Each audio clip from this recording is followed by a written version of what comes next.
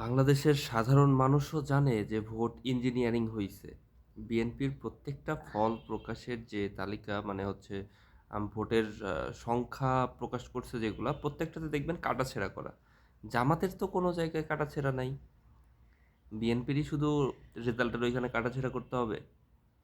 আর public কি এটা বোঝে না যে এখানে ট্যাম্পারিং করে নাম্বার বাড়ানো হইছে? আসলে মিডিয়া থেকে শুরু করে প্রশাসন সবকিছুই তাদের আহ, ধানের শীষের পক্ষে হয়ে কাজ করে এভাবে ট্যাম্পারিং করে ধানের শীষকে ক্ষমতায় নিয়ে আসছে। ওকে ফাইন, সবাই ভোট তো জামাতেই দিছে কিন্তু উঠলো বিএনপি, হোক উঠুক, সমস্যা নেই।